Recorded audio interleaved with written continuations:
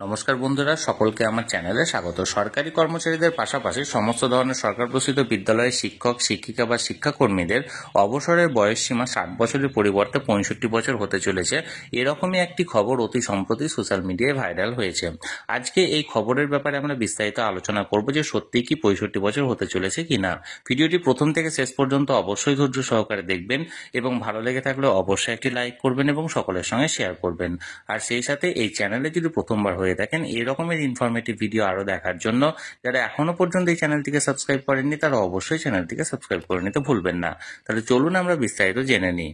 আমি স্ক্রিনে একটি নিউজ আপনাদের সাথে শেয়ার করলাম। দেখুন, অতি সম্প্রতি বিভিন্ন রকমের সোশ্যাল মিডিয়াতে এই নিউজটি এখানে শেয়ার করা হয়েছে বা এই নিউজটি ভাইরাল হয়েছে যে স্কুল শিক্ষকদের অবসরের বয়সসীমা বাড়াতে চান মুখ্যমন্ত্রী। এটির ব্যাপারে অনেকেই আমার কাছে প্রশ্ন করেছেন এবং অনেকে জানতে চেয়েছেন যে সত্যতার ব্যাপারে। তাহলে চলুন এর সত্যতার ব্যাপারে আমরা জেনে নিই। প্রথমত, এই যে খবরটি এখানে ভাইরাল করা হয়েছে সেটি কয়েক মাস আগেকার খবর। সেই মুহূর্তে মুখ্যমন্ত্রী একটি কথা শোনা যায় যে মাননীয় মুখ্যমন্ত্রী স্কুল শিক্ষকদের অবসরের বয়সসীমা বাড়াতে চান এবং সেই মতো হেডিং হয়েছিল। কিন্তু পরবর্তী ক্ষেত্রে এই বিষয়ে আর কোনো রকম কোনো সিদ্ধান্ত নেওয়া হয়নি।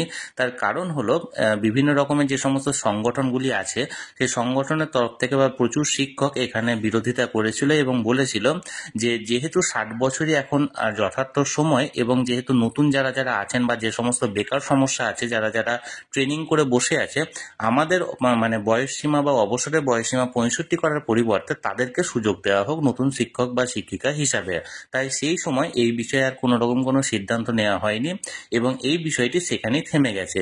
কিন্তু নতুন করে সোশ্যাল মিডিয়াতে পুরনো এই খবরটিকে আবার প্রচার করা হচ্ছে এবং এই খবরটি বলা যায় যে সম্পূর্ণ রকমের ফেক নিউজ। এই মুহূর্তে এই খবরের কোনো রকম কোনো সত্যতা নেই, কারণ এই খবরটির কোনো রকম কোনো গভর্নমেন্ট নোটিফিকেশন জারি করা হয়নি বা কোনো শিক্ষক সংগঠন বা কর্মী সংগঠনের পক্ষ থেকেও এই খবরটির পুষ্টি এখানে করা হয়নি বা এখনো পর্যন্ত কোনো নিউজ চ্যানেল বা কোনো নিউজ পেপারেও এই খবরটির ব্যাপারে দেখানো হয়নি।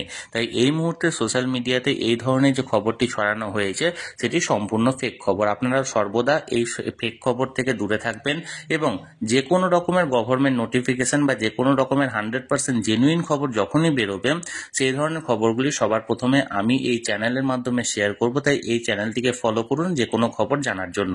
তাহলে বন্ধুরা, এই ভিডিওটি ভালো লেগে থাকলে অবশ্যই একটি লাইক করুন এবং সকলের সঙ্গে শেয়ার করুন। আর সেই সাথে সাথে এই চ্যানেলে যদি প্রথমবার হয়ে থাকেন এই রকমের ইনফরমেটিভ ভিডিও আরো দেখার জন্য যারা এখনো পর্যন্ত এই চ্যানেলটিকে সাবস্ক্রাইব করেননি তারা অবশ্যই চ্যানেলটিকে সাবস্ক্রাইব করে রাখুন।